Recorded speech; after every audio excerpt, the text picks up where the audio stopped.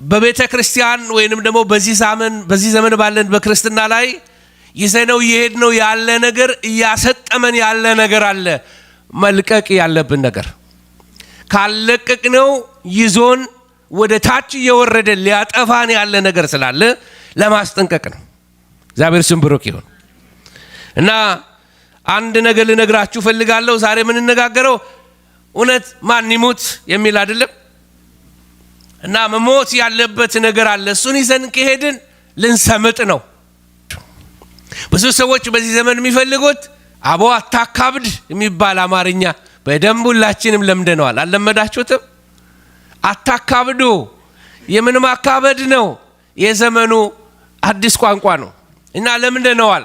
ለብዙ ሰዎች የወንጌል ምስጢር እየተዛባ ስላለ የሚሰሙት መልእክት ትክክለኛ ያልሆነ ወንጌል ስለሚሰሙ መልእክቱ እያጣመመባቸው የሚያምኑት ነገር እየተዛባ ሆኖ ከእግዚአብሔር እየተጣሉ ነው። ብዙ ሰዎች መጽሐፉን ስለማያውቁት ሰዎች የሚሉትን ስለሚያውቁ ከዚህ የተነሳ ከእግዚአብሔር ጋር እየተጣሉ ነው። የታለ እግዚአብሔር ለኔ ይሄን ያደረገልኝ? ለምን እግዚአብሔርን አላመጣም? ከእግዚአብሔር ጋር ተኳርፎ የሚሄድ ትውልድ በቤተ ክርስቲያን ውስጥ በዝቷል። ና የሚያውቁት ኢየሱስ ልክ እንደዚህ አይነት ኢየሱስ መጥቶ ሰርቭ የሚያደርጋቸው በቃ አይስክሪም የሚሰጣቸው ኬክ የሚሰጣቸው ትልቅ ቤት የሚሰጣቸው 4x4 መኪና የሚሰጣቸው ጥሩ ልብስ የሚያለብሳቸው ሰፋፊ ቤት የሚያኖራቸው ቢሊየንስ ኦፍ ዶላርስ የሚሰጣቸው የሚያውቁት ኢየሱስ ይሄኛውን ኢየሱስ ነውና ለአንዳቸው የቀናቸው ለታ ሌሎቻቸው ቁጭ ብለው እንዴ ለኛስ እግዚአብሔር ለምንድን ያልሰጠን ብለው ከእግዚአብሔር ጋር ይጣላሉ። እና ጳውሎስ ቢመጣ እኔ እንዲያላልኩም ብሎ ይሞግተናል። ጴጥሮስ ቢመጣ ኖ እንዲያላስተማርኩም ብሎ ይሞግተናል። ዛሬ ነግራችኋለሁ ጌታ ያለው ይሄንን ነው። ማቴዎስ ወንጌል ላይ ምዕራፍ 16 ቁጥር 24 ተመልከቱ። በዚያን ጊዜ ኢየሱስ ለደቀ መዛሙርቱ እንዲህ አላቸው። ምን አላቸው? እኔን መከተል የሚወድ መጀመሪያ ራሱን ምን ያድርግ? ይካድ። ከዛ ምን ያድርግ? መስቀሉንም ተሸክሞ ምን ያርገኝ? ይከተለኝ። ተመልከቱ እንዴት ሲሪየስ እንደሆነ ይሄ ቃል። ሁለተኛ ጊዜ ማቴዎስ ላይ ብቻ አይደለም የተናገረው፣ ማርቆስ ላይም እንደዚህ አለ። ማርቆስ 8:34 ህዝቡንም ከደቀ መዛሙርቱ ጋር ጠርቶ እንዲህ አላቸው። ምን አላቸው? በኋላዬ ሊመጣ የሚወድ ቢኖር መጀመሪያ ምን ያድርግ? ራሱን ይካድ። ከዛስ በኋላ መስቀሉንም ተሸክሞ ይከተለኝ። ሁለተኛ ምስክር በስንት ይጸናል? እኔ በ3 ላርግላችሁ። 2 ነው የሚለው መጽሐፍ ቅዱስ። ሉቃስ ምዕራፍ 9 ቁጥር 23 ለሁሉም እንዲህ አላቸው። አሁን ደግሞ በኋላዬ ሊመጣ የሚወድ ቢኖር ራሱን ይካድ፣ መስቀሉንም ምን መቼ ይሸከም? ዕለት ተሸክሞ ይከተለኝ። እንደገና እዛው ሉቃስ ወንጌል ምዕራፍ 14 ቁጥር 27 ላይ እንደዚህ ይላል። ማንም ለአራተኛ ጊዜ ማስረጃ ነው የምሰጣቸው። ማንም መስቀሉን ተሸክሞ በኋላዬ የማይመጣ ምን ሊሆን አይችልም? ደቀ መዝሙሬ ሊሆን አይችልም። እንግዲህ ጌታ 4 ጊዜ ደጋግሞ የተናገረው ነገር ሲሪየስ ነገር ነው። ምንድነው አልኳቸው? ሲሪየስ ነገር ነው። ጌታ በጣም ሲሪየስ ነገር ሲሆን ደግሞ ይናገር ነበር ጌታ። ስለዚህ ጌታ ደግሞ የሚናገረው ነገር ይሄን ነው። እንደዚህ ይላል መጽሐፍ ቅዱስ። ኢየሱስንም ይዘው ወሰዱት፣ መስቀሉንም ተሸክመው በዕብራይስጥ የተወሰዱት ጎልጎታ ወደ ተባለው የራስ ቅል ስፍራ ወደሚሉት ወጣ ወይንም ወሰዱት ይላል። ወይንም ሄደ ወደዛ ወሰዱት። ጎልጎታ ማለት የራስ ቅል ማለት ነው። መጽሐፍ ቅዱስ ይሄን ያስተምረናል። ስለዚህ ዛሬ ከእግዚአብሔር ቃል እንግዲህ ምንነጋገረው ስለዚህ አይነቱ ሞት ነው የምንነጋገረው። ለብዙ ነገር መፍትሄ ሆነ። አንድ ሰው እንደዚህ አለ፣ እግዚአብሔር አይናገረኝም፣ እግዚአብሔርን ድምፅ መስማት አልቻልኩም። አንተ እግዚአብሔር ሆይ ለምን አትናገረኝም? ድምጽ ወዴት ነው ያለ ከእግዚአብሔር ጋር ይጣላል። እና እግዚአብሔር ምን አለው? በእንግሊዘኛ ነው ቮሊዩምህን ቀንስ አለው። ውስጥህ የሚጮህ ቮሊዩም አለ። ስለ ራስህ ማንነት በጣም ጮክ ያለ ነገር ውስጥ ትሰማለህ። ስለ ራስህ ያለ አመለካከት በጣም የተበላሸ ነው። ብዙ ቮሊዩም አለ። ውስጥ የምትሰማው ራስህን ነው የምትሰማው። አንዳንዴ እግዚአብሔር እንዳይናገረን ውስጣችን የሚጮህ እኔነት አለ። እኔነት ዛሬ ሳይለንስ መሆን አለበት እግዚአብሔር እንዲናገረን። ውስጣችን ያለው ይሄ አሮጌው ሰው ይጮሃል። እግዚአብሔር ከሚጮኸው በላይ እግዚአብሔር ከሚናገረው በላይ አሮጌው ሰው ስለ ራሳችን የሚናገረው ነገር አለ። እሱን ሳይለንስ ያደርግለታ የእግዚአብሔር ድምፅ እንደ ውሃ ሊፈስልን ይጀምራል። እግዚአብሔር ስም ብሩክ ይሁን። ስለዚህ ይሄንን እንድንረዳ ዛሬ መንፈስ ቅዱስ አእምሯችንን ይክፈትልን። በህይወቴ ውስጥ የሚማርኩኝ አይነት ሰዎች አሉ። እነዚህ የሚማርኩኝ ሰዎች ብዙ ዕውቀት የላቸውም፣ ግን ብዙ የሚኖሩ ሰዎች፣ ክርስትናን በብዙ የሚኖሩ ሰዎች ብዙ ዕውቀት ግን የላቸውም። ፈሪሳውያንን ብትመለከቱ በጣም ብዙ ዕውቀት አላቸው፣ ንጹህ ዶክትሪን አላቸው፣ ስለ መላእክት ትክክለኛ ዶክትሪን አላቸው፣ ስለ ሙታን ትንሣኤ በጣም ትክክለኛ ዶክትሪን አላቸው። በጣም ችግራቸው ግን ከጌታ ኢየሱስ ጋር አላግባባ ያላቸው እነሱ ያሉበት ቦታ ሌላ ነው፣ ኢየሱስ የሚናገረው ሌላ ነገር ነው። ምን ማለት እንደሆነ ነግራቸዋለሁ። አንዳንዴ ትክክለኛ አስተምህሮት ኖሮን የእግዚአብሔርን ድምፅ ላንሰማ እንችላለን። ባልሞተ ማንነት ልንኖር እንችላለን፣ ጤነኛ ወንጌል እየሰበክን። ሌላ ሴት አለች ደግሞ እቺ መበለቲቱ ሴት ብዙ ቃል ጥቅስ ስትጠቅስ አትሰሟትም። ነገር ግን ያላት 2 ሳንቲም ነው። ኢየሱስ ክርስቶስ በቆመበት ቦታ ላይ መጣ ትዳሯን ሁሉ አንስታ ለጌታ ስትሰጥ ታያላችሁ። መሰጠቷን ታያላችሁ። ብዙ ዕውቀት የላትም፣ የገባትን ግን ትኖራለች። ሌላው ሰው ዘኪዮስ ነው። ዘኪዮስ ጌታ ኢየሱስ ልክ ሲመጣ ኢየሱስ ቤቱ ስለገባ ብዙ ስብከት ሳይሰማ ቀና ብሎ ኢየሱስ አየውና ዘኪዮስ ዛሬ አንተ ቤት መዋል ይገባኛል አለው። እና ጌታ ወደ እሱ ቤት መጣ፣ ደስ አለው፣ ኢየሱስን አስተናገደ። ከዛ በኋላ ያለው ነገር በጣም ልብ የሚነካ ነው። ራት ጋበዘ ኢየሱስን፣ ደስታ በደስታ ሆነ። ከዛ በኋላ ጌታ ምን አለው? በእውነት ለዚህ ሰው ምን ሆኖለታል? መዳን ሆኖለታል። እሱ ምንድነው ያለው? ግን ያለኝን የሰወሰርኩትን 4 እጥፍ እመልሳለሁ፣ የሰረኩትን አስተካክላለሁ፣ መንገድን አቀናለሁ። ተመልከቱ፣ የክርስቶስ ሕይወት ከክርስቶስ ጋር ሲነካካ ሰው እንደነበረ ሆኖ አይቆይም። ክብር ለእግዚአብሔር ይሁን። ሰው እንደነበረ ሆኖ እንዳለ ጥሬውን አይሆንም። አምናምያው ዘንድሮምያም አቻምናምያው ከሆነ አንድ ያልተነካካበት ነገር አለ። አንድ ጤነኛ ያልሆነ ነገር አለ። ስር የሰደደ የተበላሸ ነገር አለ። መቅናት አለበት። ኢየሱስን ያየ ይለወጣል። እግዚአብሔር ስም ብሩክ ይሁን። ኢየሱስ የነካው ኢየሱስ ቤቱ የገባ ዝም ብሎ መዘመር ብቻ አይደለም የሚያውቀው፣ ከመዝሙር ያለፈ ህይወት ይኖራል። ይሄ ስዕል ላይ የምትመለከቱት ጠቋሚ ነው። ወደ አንዳንድ ከተማ ስትነዱ ሃይዌይ ላይ ስትመለከቱ፣ ለምሳሌ ተመልከቱ፣ የመጀመሪያው ላይ ፕሌሰርቪል የሚባል ትንሽ መንደር ልትሆን ትችላለች። 46 ኪሎ ሜትር በኋላ ትደርሳለህ ይላል። ሳውዝ ሌክ ታሆ 107 ኪሎ ሜትር ይቀርሃል ይላል።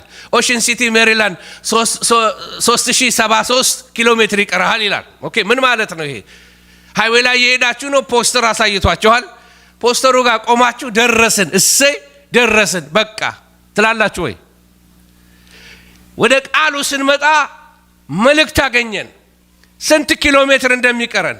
ከዛ የሚያሳየን ነገር ምንድን? ለምሳሌ ጌታ ዛሬ ስለ ትዕግስት አስተማረን ልበላችሁ። ስለ ትዕግስት አስተምሮን ሃሌሉያ ብለን እልል ብለን ጨፍረን እንወጣለን፣ ልክ ትዕግስትን እንደወረሰ ሰው። ከኔ ጋር ናችሁ ወይ? ብዙ ያልወረስናቸው ነገሮች አሉ። ሲነገረን የወረስነው ይመስለናል። አልኖርነውም ገና፣ ግን በጣም እልል ብለንበታል። አሁን ወደ መኖር ሂዱ ነው ጌታ የሚለን። ማስታወቂያው ጋር አትቆሙ፣ 46 ኪሎ ሜትር ይቀርሃል፣ መንዳት አለብህ ገና። ስለዚህ ፖስተር ጋር ቆመ፣ በቃ ስለ ፖስተሩ እያወራ። አንዳንድ ጊዜ በኢንፎርሜሽን ተዝናንተን እንሄዳለን። እርስ በርሳችን በኢንፎርሜሽን እንጽናናለን። እና በአመት በየደቂቃው ነቢይ መጋበዝ አለብን። ምን እንዲለን? እግዚአብሔር እንደዚህ ይልሃል። ይኸውልህ የተገለጠውን ቃል እየዘለልክ ይኸው ምንም አይነት ትንቢት ይምጣልህ፣ የተገለጠውን ቃሉን እየዘለልክ ትንቢት ቢመጣልህ ፈቀቅ አትልም። ነቢዩት ይሄዳል፣ አንተም እዛው ነህ። ስለዚህ ራሳችንን ለምን እናታልላለን? ስለዚህ ከፖስተሩ ፈቀቅ እንበልና፣ ፖስተሩ ስንት ነው የሚለው? 46 ኪሎ ሜትር እንሂድ ወደዛ። አሜን ሃሌሉያ። ይህን ያለው አንዱ ደቀ መዝሙር ፊልጶስ ሲሆን አንደኛው ወይ ቶማስ ምንድን ነው ያለው? ከእሱ ጋር እንሞት ዘንድ እንሂዳል። የሚገርም ቃል ነው የተናገረው። አብረነው እንድንሞት እንሂድ ወደ ኢየሩሳሌም። አብሮ መንቀሳቀስ፣ ቃል ወደሚለን መሄድ። ስለ ፍቅር ተምረን ስለ ፍቅር ዘምረን በፍቅር መኖር ግን አንችልም። እና እኔነት የነገሰበት ህይወት ነው የምንኖረው። ስለዚህ የብዙ አብያተ ክርስቲያናት ችግር እኔነት፣ የብዙ ትዳር ችግር እኔነት፣ የብዙ ሪሌሽንሺፕ ችግር እኔነት፣ ራስን ያለ መካድ ያለ መሞት ችግር ነው። አንዳንድ ጊዜ እኔነት ሲያስቸግረን በኢየሱስ ስም ውጣ እንለዋለን። ስጋን በኢየሱስ ስም ብትለው መልሶ በኢየሱስ ስም ይላል። ስጋን ውጣ በኢየሱስ ስም ብትለው እሱ መልሶ ውጣ አስፋው ይላል። ተገፋፍተን ነው የምትኖረው። ስለዚህ ጌታ መፍትሄ ሰጥቷል። አጋንንት በኢየሱስ ስም ታወጣላችሁ አለን። ለስጋ ግን የሰጠው ምንድነው? የክርስቶስ ኢየሱስ የሆኑት ስጋን ከክፉ ምኞቱና መሻቱ ጋራ ምን አረጉት? እስቲ ጮክ በሉ፣ ሰቀሉት። ስቀልልኝ አይደለም፣ አንተ ነው የምትሰቅለው። አንተ ጋር ያለው ጉዳዩ። ስለዚህ አሮጌ ሰው ይዞ ጉዞ ያደክማል። አሮጌው ማንነት የሰለጠነበት አሮጌው ባህሪ፣ ግብፃዊ ባህሪ፣ ዓለማዊ ባህሪ። ስለዚህ በጣም ያሳፍራል።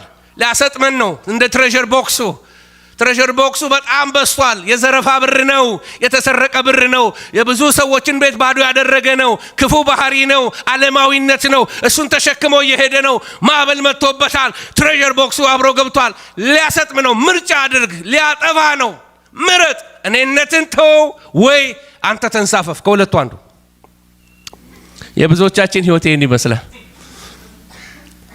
ሞቻለሁ የሚለውን ሰው ጎኑን ነካ አድርጉት እስቲ። አንድ ጊዜ ነው በቃ ሲዘልታውታላችሁ። ስለዚህ የሞት ነገር ሲወራ ዛሬ በጣም መድኃኒት ጌታ ሊሰጠን ነው። ፕሪስክሪፕሽን አለው ጌታ። አብረን ተሸክመ ነው የምንኖረው ነገር በጣም አደገኛ ነገር ነው። ይህንን በመንፈስ ስናየው በጣም እንጸየፈዋለን። ሊከተለኝ የሚወድ ቢኖር ጌታ ያለው ይህንን ነው። መጀመሪያ ራሱን ይካድ፣ እዛ መስቀሉን ተሸክሞ ይከተለኝ። ሸክሙ ለመሞት ነው። እኔነት ሊሰቀል ነው ዛሬ። ብዙ ሰላማችሁን የሚወስዳችሁ ነገር የእኔነት ጉዳይ ነው። ወደ መስቀል መሄድ በጣም ያታግላል። ራስን መካድ በጣም አስቸጋሪ ነገር ነው። ቀላል ኢዚ ራይድ አይደለም። ቻሌንጅ አለበት። አንዳንድ ጊዜ ስጋ ሞቻለሁ ይላል፣ የሞተ ይመስላል እና ጭራሽ ከነጭራሹ ልናጠፋው አንችልም። መጽሐፍ ቅዱስ የሚነግረን እንግዲህ ይሄን ነው። ስጋ በመንፈስ ላይ፣ መንፈስ በስጋ ላይ እርስ በርሳቸው ምን ይሆናሉ? ይቃወማሉ። ስለዚህ የምትወዱትን ልታደርጉ አትችሉም። እና ራስን ስለመካድ ስንነጋገር ትልቁ አንዱ ትህትና መገለጫው ነው። ራስን የካደ ሰው የትህትና ህይወት ይኖራል። ባለፈው እንዳልኳችሁ ትህትና የባሪያዎች ጠባይ ነው። በግሪክ ባህል ጌቶች በፍጹም ትሁት አይደሉም። ትሁት የሆነ ሰው ሁሉ የባሪያ ጠባይ ነው ስለሚሉ ጌታችን ኢየሱስ ክርስቶስ የምን መልክ ይዞ መጣ? የባሪያን መልክ ይዞ መጣ። ትህትናን ለብሶ መጣ። ዝቅ ብሎ እግር አጣቢ መስሎ መጣ። ስለዚህ ትህትና ራስን የመካድ ምልክት ነው። የሰውን ውዳሴ አለመፈለግ ራስን የመካድ እንትን ነው። በንጹህ እምነት መኖር፣ እንደ ልጅ መሆን ራስን የመካድ ምልክት ነው። እንደ ሕፃን ልጅ መሆን፣ ሲምፕል መሆን፣ አለመክበድ አንዱ ራስን የመካድ ምልክት ነው። ሲምፕል ያለ መሆን ሰዎች ኢዝሊ አክሰስ ወደኛ እንዳይኖራቸው ብሎክ የሚያረግ ፐርሰናሊቲ፣ ይሄ የክርስቶስ ባህሪ እንዳልሆነ ነግራቸዋለሁ። የጌታ የሆኑ ሰዎች ሲምፕሎች ናቸው። እስቲ ሲምፕል በሉኝ። በቃ እንትን አይደሉም። እነሱ ጋር ለመድረስ ብዙ ሶፊስቲኬትድ አይደሉም። ኢዝሊ ኢንጌጅ ልታደርጓቸው ትችላላችሁ። ኢዝሊ ፍሬንድሊ መሆን ትችላላችሁ ከነሱ ጋር። ልባቸው የተከፈተ ነው። ሰው መስማት ይችላሉ። ጀጅመንታሎች አይደሉም። እና ራሱን ያልካደ ሰው ግን መጀመሪያ የሱን ክብር እውቅና እንዲሰጠው ይፈልጋል። ከራስ ፈቃድ ይልቅ ለእግዚአብሔር ፈቃድ መማረክ። የጌታ ፈቃድ ይሁን፣ የኔ ፈቃድ እንዲህ ማድረግ ነው፣ ግን የእግዚአብሔር ፈቃድ የማይመቸኝ ነው፣ ግን የእግዚአብሔርን ፈቃድ አደርጋለሁ። የኔ ፈቃድ የለሰለሰ ኑሮ መኖር ነው። ጌታ ደግሞ ኮምጣጣ የሆነ ነገር፣ ሐሞት የሚመስል ነገር ሊያሸክመን ሊሰጠን ይችላል፣ ግን ለበጎ ነው። ክብር ለእግዚአብሔር ይሁን። መጽሐፍ ቅዱስ እንደዚህ ይላል ስለ ክርስትና ሲናገር፣ መልካሙን ገድል ተጋደል ይላል። ክርስትና ገድል ካልሆነ ክርስትና ጌም ሆኗል ማለት ነው። ክርስትና ገድል ነው። ልክ እንደ ወታደር ነው። የሰልፍ ህይወት ነው። የጦርነት ህይወት ነው። ቻሌንጅ ያለበት ህይወት ነው። ብዙ ነገራችሁ ለሌሎች የቀናላቸው እናንተ ጋር ሲደርስ ቻሌንጅ ሊሆንባችሁ ይችላል። ለሌሎች ወለል ብሎ የሚከፈት ነገር ለእናንተ ሲያታግላችሁ ትመለከታላችሁ። ክርስትና ገድል ነው። ስለዚህ ምርጫ ማድረግ አለብን። መልካሙን ገድል መጋደል ወይንም ደግሞ ለስጋችን የሚመቸውን መምረጥ ማለት ነው። ያልሞተ ሰው ብዙ ጊዜ የሚመርጠው ምኑን ነው? ለስጋው የሚመቸውን ነው። ለስጋው የሚመቸውን አገር ይመርጣል። ለስጋው የሚመቸውን ትዳር ይመርጣል። ለስጋው የሚመቸውን ስራ ይመርጣል። እግዚአብሔር የሚወደውን አይደለም። የጌታ ፈቃድ የሆነውን አይደለም። መንፈስ ቅዱስ ደስ የሚሰኝበትን አይደለም። ስጋው የሚመቸውን ብቻ ነው የሚመርጠው። ለዚህ ትውልዳችን እግዚአብሔር ይባርካል የምንለው መስቀል ያልተሸከመውን ትውልድ ነው። ቻሌንጅ የሌለበትን ትውልድ ነው። ኢዚ ራይድ የሚፈልገውን ትውልድ ነው። ትባረካለህ፣ እዛ ትደርሳለህ፣ ክንፍ ታወጣለህ። ኖ የትም አትደርስም። እኛም እዚሁ አንተም እዚሁ ነህ እኮ። እንደ ስም ማሰኘት የሚፈልግ ሰው ትልቁ አምልኮ ክፍል ከምስጋና ሌላ ምን አለኝ? ከእልልታ ሌላ ምን አለኝ? አረ ሌላ ነገር አለ። ራሳችሁን ሕያውና ቅዱስ መስዋዕት አድርጋችሁ ለእግዚአብሔር ምን አድርጎ? እግዚአብሔር የሚፈልገው ከመዝሙራችን በላይ እኛን ነው። እግዚአብሔር ከእልልታችን ከጭብጨባችን በላይ አምጡ ይላል። ለእግዚአብሔር ምስጋናን አምጡ ይላል። ለእግዚአብሔር እልልታን አምጡ ይላል። ለእግዚአብሔር ጭብጨባ አምጡ ይላል። መልካም ነው። እሱን አንቃወምም። እሱ እንዳለ ሆኖ ግን እግዚአብሔር የሚፈልገው ከዜማችን ከእልልታችን ከጭብጨባችን ሞቅ ካለው ጫጫታችን በላይ ነገ ስንሄድ ከቸርች ስንወጣ ህይወታችን ለጌታ የተሰጠ መሆኑን ለእኔነታችን ሞተን ግራችንን ለሚመታ ቀኛችንን መስጠት ስንችል አሁን ወንጌል ገብተዋል። ጌታ ይመስገን። አሜን አሜን። ኦልድ ፋሽን ሆንኩባችሁ። እውነት ነው። ጌታ ይመስገን። እና የጸጋው ገዛ ያስፈልገናል። ይሄ ሲሆን በስጋችን አይደለም። እኛ ልክ ተባብረን ጌታ ሆይ ያንተን ፈቃድ ላደርግ ወርዳለሁ፣ ልክ ጌታ ኢየሱስ ክርስቶስ ሲመጣ እንዳለው ፈቃድህን አደርግ ዘንድ ወደድኩኝ እንዳለ ልክ ፈቃዳችንን እግዚአብሔር ሆይ ያንተን ፈቃድ ላደርግ ወርዳለሁ ስንል የእግዚአብሔር ጸጋ በላያችን ላይ ሊመጣ ይጀምራል። የመንፈስ ቅዱስ ኃይል ሊሰጠን ይጀምራል። አያችሁ፣ የመንፈስ ቅዱስ ኃይል የሚሰጠን ለስራ ነው። እስቲ ለምንድን ነው አልኳችሁ? ለስራ ነው። ጸጋ የሚሰጠን ለምንድን ነው? እስቲ ለስራ በሉኝ። ያስቸገራችሁን ነገር ጉልበት ሲጨመርላችሁ ስራውን በቀላሉ ትሰራላችሁ። እናንተ ስትታገሉ ሳይ እግዚአብሔር ዝም አይልም። እንካ ጸጋ ይላል። እናንተ 5 ደቂቃ ለመጸለይ ስትሞክሩ እግዚአብሔር ምን ማድረግ ይጀምራል? 10 ደቂቃ መጸለይበትን ጸጋ ይሰጣል። የ10 ደቂቃውን ስትሄድ የ20 ደቂቃውን ይሰጣል። በእምነት ትራመዳለህ። ክብር ለእግዚአብሔር ይሁን። ልክ እንደዚህ ሀገር አይታችኋል። ሱፐርማርኬት ስትገቡ የበሩ ልክ እስክደርሱ ድረስ ሴንሰሩ አያውቃችሁም። ሴንሰሩ ልክ ሲያያችሁ ኢሚዲየትሊ በሩ ምን ይሆንላችኋል? ይከፈትላችኋል። የጸጋ ነገር እንደዚህ ነው። በእምነት ወደ እግዚአብሔር መቅረብ ስንጀምር ጸጋ እየተለቀቀ ይመጣል። እያገለገልን ባለችን ጥቂቷ ነገር መንቀሳቀስ ስንጀምር ጸጋ ይለቀቃል፣ ኃይል ይለቀቃል። እና መንፈስ ቅዱስ ተሞልተን ማናገለግልበት ከሆነ መንፈስ ቅዱስ ተሞልተን ገድልን የማንጋደልበት ከሆነ የጽድቅን ስራ ማንሰራበት ከሆነ መንፈስ ቅዱስን ተሞልተን ለኢንተርቴይንመንት መንፈስ ቅዱስ አይሰጠንም። ከኔ ጋር ናችሁ ወይ? እኛን ልሳን ሊያናግረን ብቻ አይደለም መንፈስ ቅዱስ የሚመጣው። መንፈስ ቅዱስ ክርስቶስን ወደ መምሰል ሊያሳድገን ነው የሚመጣው። ክብር ለእግዚአብሔር ይሁን። በእኛ ህይወት ውስጥ ኢየሱስን እየሳለ ነው ያለው መንፈስ ቅዱስ። ኃይል እስክትቀበሉ በየት ቆዩ? በኢየሩሳሌም ቆዩ። ከዛ በኋላ ምን ልትሆኑ ነው? ኃይል ከተቀበላችሁ በኋላ በኢየሩሳሌም፣ በይሁዳ፣ በሰማሪያ እስከ ዓለም መጨረሻ ድረስ ምን እንድትሆኑ? ምስክሮች እንድትሆኑ ነው። ስለዚህ መንፈስ ቅዱስ የመጣው ከጸጋ ስጦታዎች ያለፈ ስራ እንድንሰራ ነው። የጸጋ ስጦታዎችም የመጡት ኢየሱስን ሊያደምቁ ነው እንጂ ፓስተርዬን ሊያደምቁት አልመጡም። እስቲ የሚስማማ አገልጋይ ሊያደምቅ እግዚአብሔር የጸጋ ስጦታ አይሰጥም። እከሌን ኮከብ ሊያደርገው ስታር ሊያደርገው በቃ ታዋቂ ዝነኛ ሊያደርግ እግዚአብሔር የጸጋ ስጦታ አይሰጥም። እግዚአብሔር የጸጋ ስጦታን የሚሰጠው ልጁ ክርስቶስን ሊያከብረው ነው። የሰዎችን ጥያቄ እንዲመለስ ነው።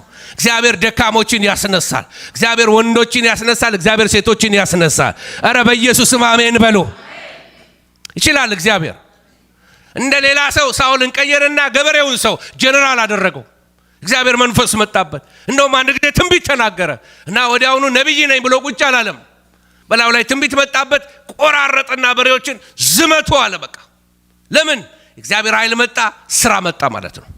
መንፈስ ቅዱስ መጣ ማለት ለአገልግሎት ነው የሚመጣው። ክብር ለእግዚአብሔር ይሁን። ምስክር እንድንሆን ነው፣ ብርሃን እንድንሆን ነው። ፖስት እዚህ ጋር መተን ፖስተር አይተን ዋው 40 ኪሎ ሜትር ይቀርሃል የሚለው ጋር ቆመን ዋው 40 አያችሁ ደረስን እኮ 20 ፖስተር ልታዩ ትችላላችሁ። አስደናቂ ፖስተሮች ልታዩ ትችላላችሁ። ብዙ ቢልቦርዶች የሚያምሩ በጣም ላይን የሚጣፍጡ ቢልቦርዶች እያያችሁ ፍስስ ልትሉ ትችላላችሁ። ግን ጉዞ ላትሄዱ ትችላላችሁ። የቢልቦርዶቹ ዓላማ ወይንም የፖስተሮቹ ዓላማ አቅጣጫ እያሳዩን ነው። ትዕግስት ዋው ጌታ ስለ ትዕግስት አስተማረኝ ሃሌሉያ ጌታ ይመስገን ብላችሁ ጮቤ አትርገጡ። ምክንያቱም የትዕግስት ሰፈር ገና አልገባችሁም። ከኔ ጋር ናችሁ ወይ? ትዕግስት ሰፈር አልገባችሁም። ስለ ቅባት ሃሌሉያ ብለን ጨፍረን ቅባት ውስጥ ግን ገና አልገባንም። ይሄንን ሁለተኛው ነጥብ ይሄንን ነው። ሰው ለኔነቱ እንዴት ይሞታል? ማወቅ ያለብን ነገር ይሄ አሮጌው ማንነታችን አዳማዊ ተፈጥሮ ተብሎ ይጠራል። እሱ ከናካቴው ሊነቀልና ሊሞት አይችልም። ምክንያቱም የሚበሰብስ ስጋ ለብሰናል። ጌታ እስኪመጣ ድረስ አብሮን የተዳበለ ደባል ነው። ስለዚህ ተቻችለን አይደለም የምንኖረው፣ ከሱ ጋር ጨቁነነው ነው የምንኖረው፣ አሸንፈነው ነው የምንኖረው፣ ጎስመነው ነው አሮጌውን ሰው መኖር ያለብን። ጳውሎስ ያለው ይሄንን ነው። ስለዚህ ስጋዬን ጎስሜ ይላል። ስጋዬን ጎስሜ ምን ማለት ነው? በስጋው ላይ ኦቶሪቲ ወስዶ ስጋው የሚያዘውን ሁሉ አያደርግም። የስጋውን ፈቃድ ለማድረግ አይሮጥም። እምቢ የማለት ጉልበት አለው። ምክንያቱስ ዳግም ተወልዷል። ዳግም የተወለደ ሰው ጸጋ ተሰጥቶታል። ዳግም የተወለደ ሰው በመንፈስ ቅዱስ ታትሟል። ዳግም የተወለደ ሰው የእግዚአብሔር ልጅ ተብሏል። ከዚህ የተነሳ ጸጋ ቅባት ማለት የእግዚአብሔር ቃል በውስጡ አለ። ስለዚህ ኃጢአትን ምን ማድረግ ይችላል? እምቢ የማለት ጉልበት አለው። ስለዚህ ክርስቲያን ሆኖ ኃጢአት በቃ ልቆጣጠረው አልችልም፣ በቃ ተሸንፍ ያለው በቃ ለዘላለም እስረኛ ነኝ ተብሎ ለኃጢአት እጅ አይሰጥም። ምክንያቱም ጸጋዬ ምን ያደርግሃል? ይበቃሃል። ቻሌንጅ ሊኖርብህ ይችላል፣ ጸጋው ያወጣሃል። የተለያየ ተግዳሮት ይኖርብሃል፣ ጸጋዬ ይበቃሃል። የምትፍገመገምበት ነገር አለ፣ ጸጋዬ ይበቃሃል። ስለዚህ አንድ ነገር ልናውቅ ይገባናል። ይሄንን አሮጌውን ሰው ልንጠላው ያስፈልጋል። አሮጌውን ሰው ልንጠላው ያስፈልጋል። ከአሮጌው ሰው ጋር አለመተባበር፣ የሚለንን ነገር ሁሉ እሺ አለ ማለት፣ የአሮጌውን ሰው ጥየቃ ወይንም ደግሞ ንዝነዛ እምቢ ማለት። የስጋን ፍሬዎች ስናውቅ ምን እንሆናለን? እንጸየፋቸዋለን። ለምን? ስጋ ደካማ ነው፣ የሚያፈራውም ነገር ጸያፍ ነገር ነው። የኃጢአት ሕግ ይስበዋል ስጋ። ስለዚህ ምን እናድርግ ይህንን ስጋ ለማሸነፍ ወደሚለው ነገር ሄዳለሁ። እንዳልኳችሁ ስጋን በመንፈስ ወህኒ ቤት ማሰር። በመንፈስ ወህኒ ቤት የምናስረው እንዴት ነው? በመንፈስ መመላለስ። በመንፈስ ተመላለሱ፣ የስጋንም ፈቃድ ምን አትበሉ፣ አትፈጽሙ። እነዚህ ሶስት ነገሮች በመንፈስ እንድንሆን ይረዱናል። አንደኛ ቃሉን ማጥናት። እስቲ ምን አልኳችሁ? በመንፈስ ስንሆን ከዚህ ከመንፈሳዊ ወህኒ ቤት ስጋ እንዳይወጣ እናስረዋለን። አለ ስጋን ምንም ከስጋ መለየት አትችሉም። አሮጌው ሰው ሁሌ ይኖራል አልኳቸው። ጭራሽ ልታስወግዱት አትችሉም፣ ግን ቁጥጥር ስር ታረጉታላችሁ። ባለፈው ነካ አድርጌዋለሁ። አንዱ የስጋ ፍሬ መንፈስ ቅዱስ የማይወደው ስድብ፣ ጩኸት፣ ቁጣ፣ ንዴት የሚባሉት ነገሮች፣ እነሱ ነገሮች በሙሉ መንፈሳዊ ሰዎች ስትሆኑ እስር ቤት አስገብታችኋቸው በእናንተ ላይ እንዳይሰለጥኑ እንደፈለጉ እንዳይፈነጩ ታረቋቸዋላችሁ። ግን በመንፈስ መመላለስ ስታቆሙ እነዚህ ያልኳችሁ ነገር ስድብ፣ ቁጣ፣ ንዴት፣ ጩኸት የሚባሉት የስጋ ፍሬዎች በሙሉ ብቅ ብቅ ማለት ይጀምራሉ። ለዚህ ነው ክርስቲያን በደከመ ጊዜ አሮጌው ሰው ምን ይላል? በቃ ፍጥጥ ብሎ መውጣት ይጀምራል። በመንፈስ መመላለስ ይጀምር ግን እነዚህ ነገሮች በሙሉ ወህኒ ገብተዋል፣ ጎስሟቸዋል። የስጋውን ፈቃድ አያደርግም። ስጋው ተነስተ እንደዚህ አይነት ቆሻሻ ሲኒማ ተመልከት ሲለው፣ ፖርኖግራፊ ጋር ሂድ ሲለው እምቢ ይላል። ከኔ ጋር ናችሁ ወይ? ስጋው የሚነዳውን ሁሉ እሺ አይልም። ስጋው አትጸልይ ሲለው ኖ እጸልያለሁ ይላል። ለምን? ጉልበት አለው። የመንፈስ ቅዱስ ጉልበት እዚህ ላይ ነው የሚረዳ።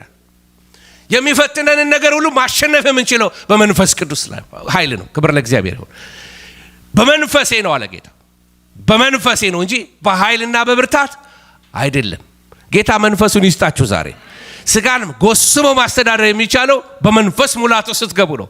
መንፈስ ቅዱስ ካልተሞላን አሮጌው ሰው እየዘመረ አሮጌው አዳም እነሆ መንፈሳዊ ሥራ እየሰራ አሮጌው ሰው ነው። ግን ምንድነው? መዝሙር ይችላል፣ አልፎ አልፎ ጥቅስ ይጠቅሳል። ያው አሮጌው ሰው ነው፣ ጥሬ ነው። እና መድኃኒቱ ምን እንደሆነ አሳያችኋለሁ። መድኃኒቱ ስለዚህ በመንፈስ እንድንሆን የሚረዱን ጾም፣ ጸሎት፣ ቃሉን ማንበብ፣ የመንፈስ ቅዱስ ሙላት እነዚህ በመንፈስ እንድንሆን ያረቁናል። ስለዚህ ጸሎት የዘለላችሁ ለታ አንደበት መጠበቅ አይቻል፣ አይን መጠበቅ አይቻል፣ የሥጋ ፈቃድ መለቀቅ ይጀምራል። ምክንያቱም ወይኒ ቤቱ በሩ ተከፍቷል። መዝጋት አለብን። በጸሎት ዝግት